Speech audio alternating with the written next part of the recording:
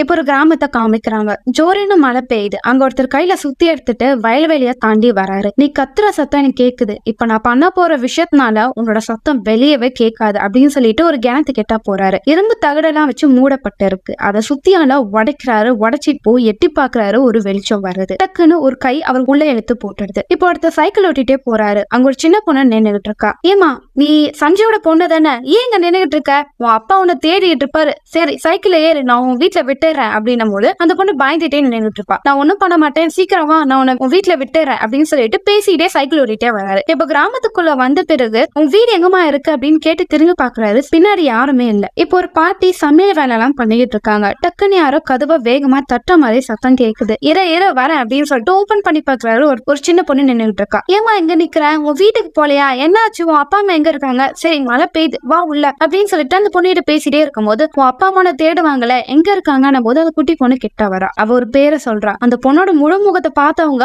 பயந்து போய் அப்படியே மயக்கம் போட்டு விழுந்துடுறாங்க. இப்ப அந்த பொண்ணு வேகமா மாடிக்கு போய் மேல இருக்க ரூம்குள்ள போய் கதவை லாக் பண்ணிடுறா. இங்க இருந்து படத்தோட பேரை போட்டு ஸ்டார்ட் பண்றாங்க. இப்போ ஒரு கிணத்தை காமிக்கிறாங்க. ஒரு பொண்ணு அந்த கிணத்தையே வேடிக்கை பார்த்துட்டு ஐஸ்கிரீம் சாப்பிட்டுட்டு இருக்கா. இப்போ அந்த கிணத்துல ஒரு குட்டி பொண்ணோட உருவம் தெரியுது. பார்த்து அவ பயந்து போறா. என்னவா இருக்கும்னு எட்டி பாக்குறா. இப்போ அவங்க அம்மா டக்குன்னு அந்த பொண்ணை பிடிச்சி இழுக்கிறாங்க. இண்டி இப்படியாடி தண்ணி கிட்ட விளையாடுவ, விழுந்தானா என்ன ஆகுறது, வர வர ரொம்ப வார்த்தனம் பண்ற, சரி வா வீட்டுக்கு போலாம் அப்படின்னு சொல்லிட்டு தெருவுக்கு கூட்டிட்டு வராங்க. அங்க போற ரிக்ஷாக்காரன்லாம் கூப்பிடுறாங்க. ஆனா யாருமே நிக்கல. கடைசியில ஒரு ஆட்டோ வரதே ஏறி வீட்டுக்கு வராங்க. இப்ப அந்த பொண்ணு அவங்க அம்மா டம்முன்னு தண்ணியில ஒரு பொண்ணு பார்த்தமான போது இப்படியே பேசிட்டு ஒரு நாள் என்ன ஆக போகுது பாரு உனக்கு அப்படின்னு அவங்க அம்மா திட்டிட்டு அந்த பொண்ணை வீட்டுக்கு கூட்டிட்டு வராங்க. வாசல்ல அவங்க அப்பா நின்னுகிட்டு இருக்காரு. அவரை பார்த்து அவங்களும் உனக்காக நான் எவ்வளவு நேரம் குழந்தைய வெயில வச்சு நின்னுகிட்டு இருக்கிறேன், நீ வந்து எங்களை பிக்கப் பண்ண மாட்டியா அப்படின்னு சொல்லும் போது நீ குழந்தைகிட்ட அந்த விஷயத்த சொன்னியா அப்படின்றத அவர் கேட்கிறாரு. நானா அவகிட்ட இன்னும் சொல்லல, நீயே அவகிட்ட சொல்லு, நீ ஊருக்கு போற, உங்க அம்மாக்கு உடம்பு முடியல, நான் மட்டும் போல, நம்ம எல்லாருமே போறோம் அப்படின்னும் போது அவங்களுக்கு கோவம் வருது. அவளோட பேக் எடுத்துட்டு அவங்க உள்ள போறாங்க. இப்ப அந்த குட்டி பொண்ணு அவங்க அப்பாட்ட என்னப்பா ஆச்சுன்னும் போது பாட்டிக்கு உடம்பு முடியலம்மா, பாட்டி மண்டையை போட்டுடுச்சா அப்படிலாம் சொல்லாத,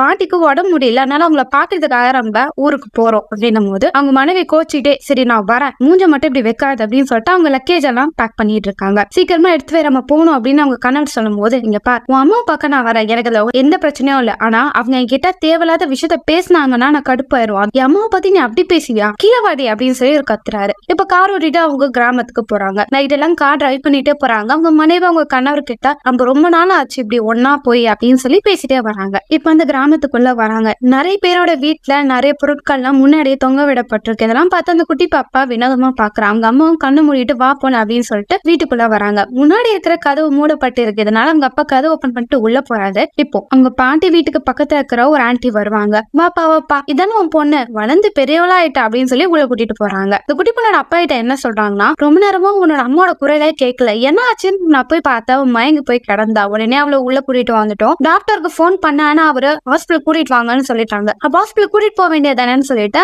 ஹீரோ கேப்பார். ஆனா நான் எப்படிப்பா கூட்டிட்டு போறது, நீ வருவ, நீ வந்த பிறகு உன்னை வச்சா அவங்களை ஹாஸ்பிட்டல் கூட்டிட்டு போலாம்னு நினைச்சேன் அப்படின்னும் போது இப்ப அந்த குட்டி பொண்ணு அதெல்லாம் பாத்துக்கிட்டே இருப்பான். சரி பொண்ணை வெளியே விளையாட அனுப்புறோம், மத்த விஷயத்த பேசணும் அப்படின்னும் போது வெளியே மாடு இருக்கு போய் விளையாடுனும் போது அந்த குழந்தை அந்த மாடு கூடயே விளையாடிக்கிட்டு இருப்பா. இப்ப கண்ணத்தை வந்து பாக்குறா, பெட்ல நைட் தூங்கி இருப்பா. இப்போ யாரோ கதவு டப் டப் டப்னு அடிக்கிற மாதிரியே சத்தம் கேட்கும். பக்கத்து வீட்டு ஆண்டியும் இரு வரேன்னு சொல்லிட்டு கதவு ஓபன் பண்ணி பார்ப்பாங்க. சந்தினி அப்படின்னு சொல்லி ஒரு குட்டி பொண்ணு அங்க வருவா. இவளுக்கு ஹீரோனியும் ரொம்பவும் பிடிக்கும். அவளை பார்த்தோன்னே என்ன உனக்கு ஞாபகம் இருக்கா, நம்ம சின்ன வயசா ஒன்னா விளையாடி இருப்போமே, நீங்க வந்திருக்கிற விஷயம் தெரிஞ்ச உடனே உன் கூட விளையாடணும் தான் நான் வேகமா வந்தேன், எனக்கு ஞாபகம் இல்ல, ஆனா உன் போட்டோ நான் பாத்திருக்கேன், சரிவா விளையாட போலாம் அப்படின்னு சொல்லிட்டு சைக்கிள் எடுத்துட்டு அவங்க விளையாட போறாங்க. எனக்கு இங்க ஒரு ஃபேவரட்டான ஸ்பாட் இருக்கு, அங்க போய் விளையாடலாம் சொல்லி ஏரி பக்கத்துல கூட்டிட்டு போறா. அங்க விளையாடிட்டே இருக்கும் போது அவளுக்கு சாக்லேட் தரா. அந்த கிராமத்துல இருக்க அந்த குட்டி பொண்ணு நீ இனிமேட்டிங்க தான் இருக்க போறியான் போது ஆமா என் பாட்டி வீட்டுல தான் இருக்க போறேன் போது அந்த வீடு ரொம்ப பயங்கரமான வீடு, ஏன் அப்படி சொல்ற, உனக்கு சொன்னா புரியாது விடு அப்படின்னு சொல்லிட்டு அவங்க விளையாடிட்டே மழை பெய்யற மாதிரி இருக்கு, சரி வா வீட்டுக்கு போலாம் சொல்லிட்டு வீட்டுக்கு போறா. ஆனா அந்த குட்டி பொண்ணு ஈரனோட பாட்டி வீட்டுக்குள்ளேயே போக மாட்டா, பயப்படுவா. மழை பெய்யுது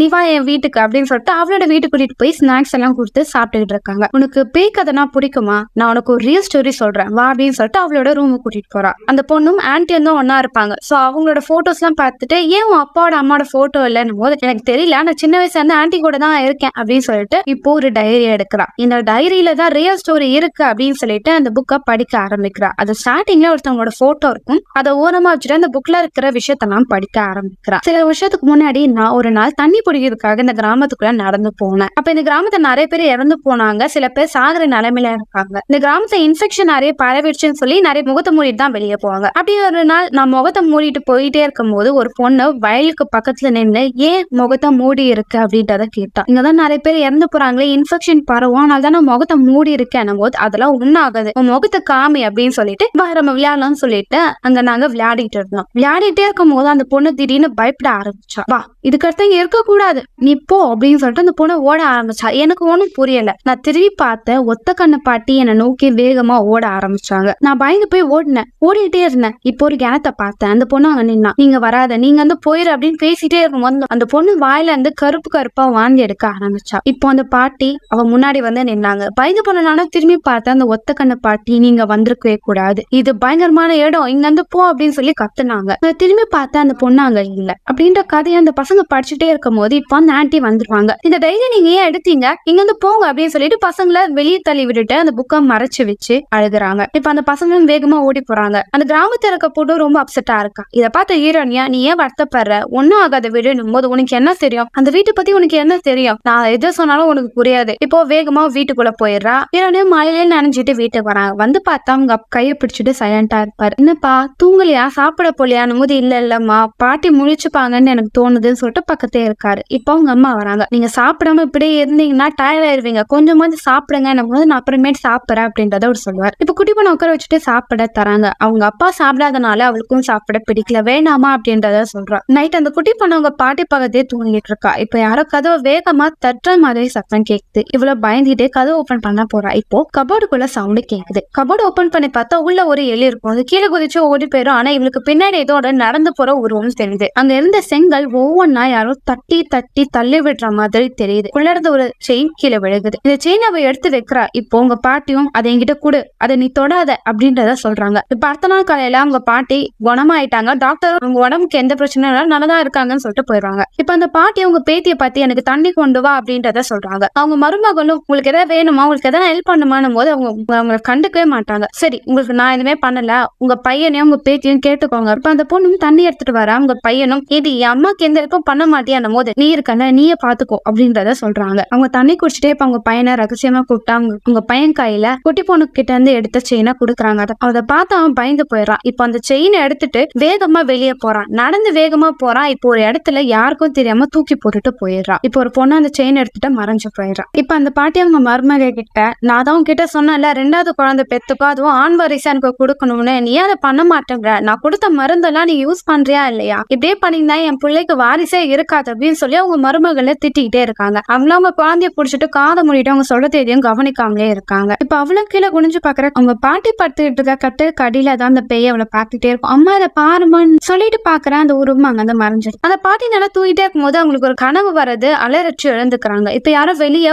ஓடுற மாதிரி சத்தம் கேக்குது. அவங்க பேத்தி தான் நினைச்சிட்டு வெளியே எட்டி பாக்குறாங்க. ஆனா அந்த குட்டி பொண்ணு மேல் மாடியில ஏறி போறா. இரு இரு யாரு நீ அப்படின்னு சொல்லிட்டு இவங்களும் வேகமா மாடிக்கு போறாங்க. கதவை திறக்கிறதுக்கு முன்னாடி அதுவே தானா ஓப்பன் ஆகுது. இப்போ பாஸ்டில் நடந்த ஒரு விஷயத்த காமிக்கிறாங்க. ஒருத்தவங்களுக்கு குழந்தை பிறந்திருக்கும், ஆனா அது ஒரு பெண் குழந்தை. அதை பார்த்து அந்த கிராமத்து பாட்டிகள் அந்த குழந்தைய தூக்கிட்டு போறாங்க. இப்போ அவங்களுக்கு முன்னாடி அந்த பேய் நிக்குது. அவங்கள பார்த்து அப்படியே பயங்கரமா முறைக்குது. நீ அப்படின்னு சொல்லி அவங்க அலறாங்க. இப்போ டக்குன்னு அவங்க வாந்தி எடுக்க ஆரம்பிக்கிறாங்க. அவங்க மருமகளும் மாடிக்கு போறாங்க. அவங்க வாந்தி எடுத்துக்கிட்டு இருக்காங்க. உங்களுக்கு ஒண்ணும் இல்லைன்னு சொல்லிட்டு அவங்க கணவர் பேரை கூப்பிட்டுட்டே இருக்காங்க. இப்ப அவங்க அங்கேயே மூச்சை விட்டு இறந்து போயிடுறாங்க. அடுத்த நாள் காலையில அவங்க இறந்தனால அவங்களுக்கான சடங்கு பண்ணிட்டு இருக்காங்க. அவங்க பையனும் அந்த கிராமத்தை சேர்ந்த ஆட்களும் அவங்களோட சடலத்தை அங்க பிரிட்ஜ் மேல தூக்கிட்டு போறாங்க. அப்படி போயிட்டே இருக்கும்போது இப்போ அந்த சடலம் தானா எரிய ஆரம்பிக்குது. அதனால எல்லாம் அதை கீழே விட்டுட்டு வேகமா ஓடி போயிடுறாங்க. இப்ப அவங்க பையனும் அந்த சடலத்துல எரியற நெருப்பு அணைக்க பாக்குறாரு. ஆனா அது கொழுந்து விட்டு எரியுது. அதை பார்த்து அவரு வேதனை படுறாரு. எல்லாமே பயந்து போயிடுறாங்க. இப்ப அம்மா பொண்ணுங்களோட லக்கேஜ் எல்லாம் பேக் பண்ணிட்டு இருக்காங்க. இப்ப அவங்க கணவர் வராது. எதுக்கு எல்லாத்தையும் பேக் பண்ற அப்படின்னும் போது இதுக்கு அடுத்து நம்ம ஏன் இருக்கணும், குழந்தைக்கு வேற ஸ்கூல் போக வேணாமா அப்படின்னும் போது நம்ம இனிமேட்டு இங்கதான் இருக்க போறோம், இதுதான் நம்ம வீடு, இந்த வீட்டை விட்டு வெளியே போக கூடாது அப்படின்னு சொல்லி வீட்டோட சாவி எடுத்துட்டு அவர் அங்க வந்து வேகமா வெளியே போயிட்டு குடிச்சுக்கிட்டு இருக்காரு. இப்ப அவங்க அம்மா அவங்க குழந்தைய தூங்க வைக்கிறாங்க. சீக்கிரம் தூங்குமா அப்படின்னும் போது அவளுக்கு தூக்கமே வரல. இப்ப அவங்க அம்மா கிட்ட வர, அம்மா பாட்டி சொன்னது உண்மையாமா,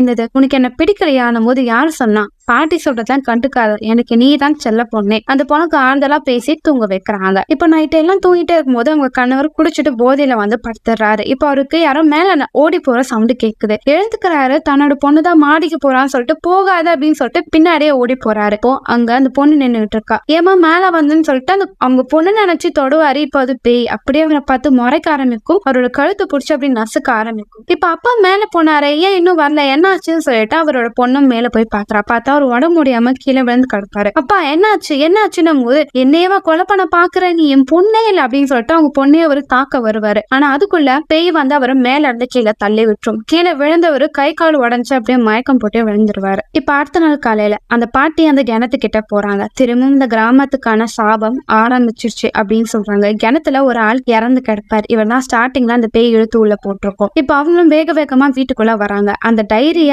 சாமி கிட்ட வச்சு பிரார்த்தனை பண்ணிக்கிட்டே இருக்காங்க. முதிப்போ அவங்க கபோர்ட்ல இருந்து சத்தம் கேக்குது. என்னவா இருக்குன்னு சொல்லிட்டு கபோர்ட் ஓபன் பண்ணி பார்த்தா அந்த குட்டி பொண்ணுதான் உள்ள இருப்பா. ஏமா இங்க மறைஞ்சிட்டு இருக்க, என்ன ஆச்சுன்னா போது, ஆன்ட்டி எனக்கு பயமா இருக்கு. ஏன் என்ன ஆச்சு சொல்லு. நேத்து சொல்லுமா, நேத்து நான் அந்த பொண்ணோட ஆவிய பார்த்தேன், எனக்கு பயமா இருக்கு அப்படின்னு அந்த பொண்ணு சொல்லிக்கிட்டே பயந்துகிட்டு இருப்பா. இப்போ கதவை யாரோ வேகமா தட்டுவாங்க. அவங்க அப்பா தான். என் பொண்ணு உள்ளதானே இருக்கா, என் மனைவி கூட உடம்பு முடியல, அவளை கூப்பிடுங்கன்னும் போது அந்த பாட்டியும் அந்த பொண்ணை கூப்பிடுவாங்க. அம்மாக்கு என்ன ஆச்சு, அவளுக்கு உடம்பு முடியலன்னு எல்லாம் வீட்டுக்கு போய் பார்ப்பாங்க. அவங்க அம்மாவுக்கு உடம்பு காய்ச்சலாம் சுடும். இப்ப அவங்க அப்பா வந்து பொண்ணு கிட்ட, நான் மருந்து வாங்க போறேன், நீ இங்கே ஏறு அப்படின்னும் போது அந்த பொண்ணு இல்ல நான் மருந்து வாங்கிட்டு வரேன் அப்படின்றத சொல்லுவான். அவன் அந்த ஆன்டி வீட்டுல இருந்து எஸ்கேப் ஆகும்போது அந்த தைரியம் திருடி இருப்பான். இப்போ ஃப்ரெண்டு கூட்டிட்டு மெடிக்கல் ஷாப்புக்கு போறாங்க. ஆல்ரெடி நிறைய பேர் கூட்டமா நின்றுட்டு இருப்பாங்க. அந்த கிராமத்துல இப்ப நிறைய பேருக்கு வியாதி வருது, உடம்பு முடியாம இல்ல இறந்துகிட்டு இருக்காங்க. ஆனா நிறைய மெடிசன் அங்க கிடைக்கல. அதனால மக்கள் எல்லாம் என்ன இறந்த பிறகுதான் மருந்தே நீங்க குடிப்பீங்களா அப்படின்னு சொல்லி சத்தம் போட்டுட்டு இருக்காங்க. இப்ப அவளும் அந்த டைரியில இருந்து பிரிஸ்கிரிப்ஷன் எடுக்கும் போது அது ஒரு போட்டோ கீழே விழுகும். அதுல பின்னாடி சக்தி அப்படின்ற வார்த்தை எழுதி இருக்கும். அந்த பொண்ணு ஆல்ரெடி அந்த புக்ல படிக்கும் போது 3 லேடிஸோட பேர் இருக்கும். இதெல்லாம் யாரும் உனக்கு தெரியுமா அப்படின்னு சொல்லி அந்த ஃப்ரெண்டு கிட்ட கேட்டுக்கிட்டே இருப்பா. இப்ப ஆன்ட்டியும் பால் கறந்துகிட்டே இருப்பாங்க.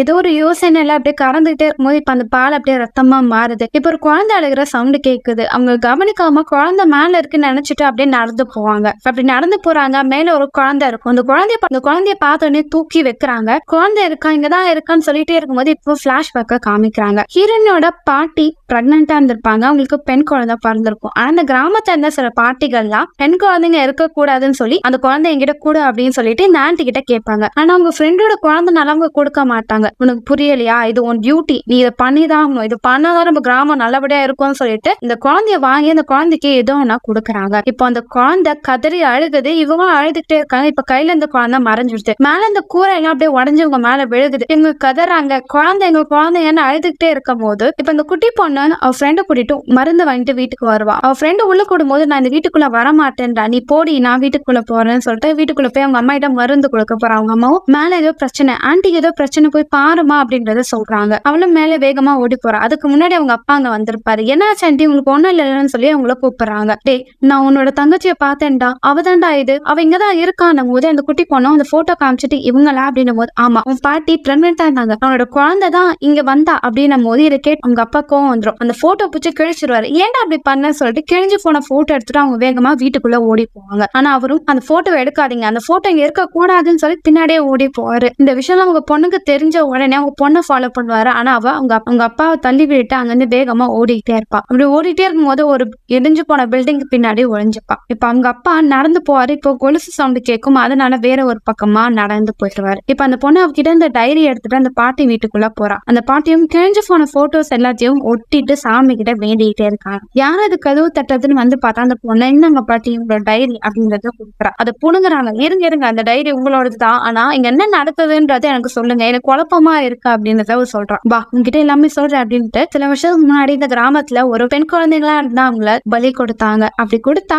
அவங்களோட அடுத்தடுத்த வாரிசு நல்லபடியா இருக்கும்ன்றது முன்னாடி இருந்த பாட்டிகளோட முட்டாள்தனமான விஷயம். அதுல எனக்கு விருப்பம் இல்லை. அப்படி ஒரு நாள் உன்னோட பாட்டி பிரெக்னெண்டா இருந்தாங்க. அவங்களுக்கு என்ன 2வது ஆண் குழந்தை தான் பிறக்கும்னு இருந்தாங்க. ஆனா பிறந்ததோ பெண் குழந்தை. அந்த குழந்தை பிறந்த உடனே அந்த பாட்டிகள் அந்த குழந்தைய கொலை பண்ணி கிணத்துக்குள்ள தூக்கி போட்டுட்டாங்க. அந்த பொண்ணு இல்லாம பிறக்கிற எல்லா பெண் குழந்தைங்களுக்கும் இதே நிலைமை தான் நடந்தது. எங்களால அப்போதைக்கு தடுக்க முடியல. ஆனா அந்த பாட்டிகள் எல்லாம் மண்டிய போட்ட பிறகு நான் அந்த கிணத்தையே இரும்பால மூடிட்டேன். அதுக்கடுத்து அந்த சம்பவம் நடக்கவே இல்லை. ஆனா இப்ப திரும்பவும் இது தொடங்குற மாதிரி எனக்கு அப்படின்னு சொல்லும் போது இதை கேட்ட அந்த பொண்ணும் வேகமா ஓடிப்பா. அப்படி ஓடி போயிட்டே இருக்கும்போது இங்க அவங்க அப்பா நடந்து போறாரு. போகும்போது அந்த கிணத்துக்கிட்ட வந்துடுறாரு. இப்போ அந்த ஆவி அங்க வருது. அந்த ஆவியை பார்த்து அவரும் பயப்படுறாரு. அண்ணா ஏன் இப்படி பண்ணீங்கண்ணா அப்படின்றத கேக்கு. என்ன மன்னிச்சிருமா, நான் அது வேணும்னு பண்ணல. அப்ப சின்ன வயசு நான் தெரியாம பண்ணிட்டேன். உங்களுக்கு தம்பி பாப்பா வேணும் தானே நினைச்சீங்க, உங்களுக்கு என் மேல அக்கறையே இல்லைன்னும் போது என்ன மன்னிச்சிரு, அது விவரம் தெரியாத வயசு, என்ன மன்னிச்சிருன்னு.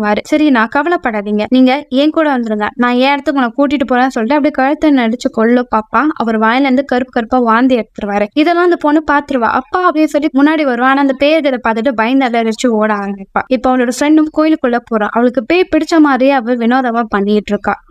இப்ப அவங்க அம்மாவை பார்க்க வரா. அவங்க அம்மா உடம்பு முடியாம ரொம்ப கஷ்டப்பட்டு இருக்காங்க. அந்த பாட்டியும் உடனே ஹாஸ்பிட்டல் கூட்டிட்டு போனோம் போது அவங்க அம்மா இந்த வீட்டுல எல்லாமே இறந்து போயிட்டு இருக்காங்க, என் பொண்ணுக்கு எதுவுமே ஆகாம பத்திரமா பாத்துக்கோங்கன்னு சொல்லும் போது மழை பெய்ய மாதிரி இருக்கு, முதல்ல இந்த வீட்டுக்குள்ள இருக்க வேணாம், நான் ஏன் வீட்டுக்கு நான் கூட்டிட்டு போறேன்னு சொல்லி ஆன்ட்டி அவங்க அம்மாவை பிடிச்சிட்டு வருவாங்க. இப்படி வரும்போது இப்போ அந்த கிராமத்துல இருக்கிற பொண்ணு ஆக்ரோஷமா அந்த வீட்டுக்குள்ள வருவா. உங்க எல்லாரையும் நான் கொலை பண்ண போறேன் அப்படின்னு சொல்லிட்டு அவங்க எல்லாரையும் அடிக்கிறதுக்காக வருவா. அந்த பாட்டி தடுக்கும் போது அவங்களோட நெஞ்சில இருமான கம்பியால குத்திடுவா. அந்த குட்டி பொண்ணு வேகமா வீட்டுக்குள்ள ஓடி போயிருவா. அவளையும் தாக்க வருவா. ஆனா அவ செங்கல் எடுத்து அவன் மண்டையில அடிச்சு அவளை கட்டி போட்டுருவா. இல்ல நம்ம வீட்டுக்கு கூட்டிட்டு போனோம்னு சொல்லிட்டு அந்த பொண்ணை கட்டி போட்டு வீட்டுக்குள்ள கூட்டிட்டு போவாங்க. அவங்க அம்மாவையும் கூட்டிட்டு போவாங்க. எல்லாமே வீட்டுக்குள்ள வந்த பிறகு அந்த பொண்ணு ஆக்ரோஷமா பண்ணுவா. அவளை கபோர்டுக்குள்ள போட்டு லாக் பண்ணிடுவாங்க. இப்ப கொஞ்ச நேரம் கழிச்சு அந்த பொண்ணு என்ன விட்டுருங்க, எனக்கு பயமா இருக்கு, நான் அதுக்கு இங்க இருக்கேன் அப்படின்னு சொல்லி மறந்து போய் எல்லாத்தையும் பேச ஆரம்பிப்பா. இப்போ குட்டி பொண்ணோட அம்மாவும் எனக்கு தெரியுது ஏன் இந்த விஷயம் எல்லாம் நடக்குது, என்னமா சொல்ற அப்படின்னு ஆண்டி கேட்பாங்க. ஏன்னா நான் இப்ப பிரெக்னெண்டா இருக்கேன், இந்த குழந்தைனாலதான் இந்த அமானுஷமான விஷயம் நடக்குது, இந்த குழந்தைய அந்த ஆவி எடுத்துக்கோன்னு எனக்கு பயமா இருக்கு, அவ இப்ப என் பொண்ணு தேடிதான் வரா, என் பொண்ணுதான் அவளுக்கு தேவை அப்படின்றத அவங்க சொல்றாங்க. இப்ப அந்த பாட்டியும் அந்த குட்டி பொண்ணு கிட்ட வராங்க. அவ ஒரு மோசமானவ, அவ எதுக்கு இந்த விஷயம் எல்லாம் பண்றானா,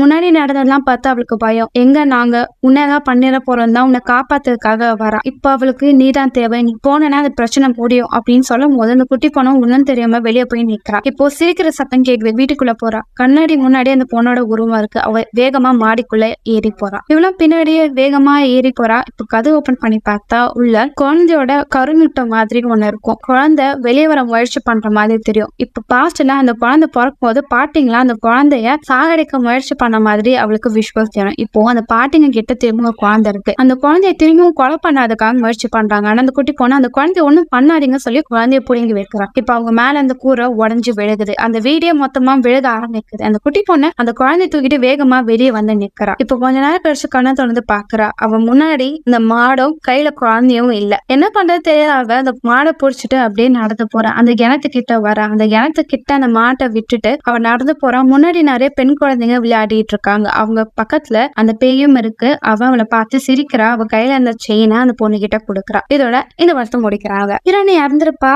அந்த பில்டிங் உடஞ்சனால அங்க மாடை இறந்துருக்கும். அதனாலதான் ஹீரோனி போகும்போது கையில அந்த மாடையும் பிடிச்சிட்டு போறான். அந்த இடத்துல ஆல்ரெடி கிணத்துல போட்ட குழந்தைங்க எல்லாம் வளர்ந்து அங்க விளையாடிட்டு இருப்பாங்க. அந்த குழந்தைங்களோட ஹீரோனியும் சேர்ந்து விளையாட ஆரம்பிக்கிறான். அவ்வளவுதான் மக்களே, படம் உங்களுக்கு பிடிச்சிருக்கும் நினைக்கிறேன். அடுத்த ஒரு வித்தியாசமான விறுவிறுப்பான படத்துல நான் உங்களை சந்திக்க வரேன். Until then, bye bye.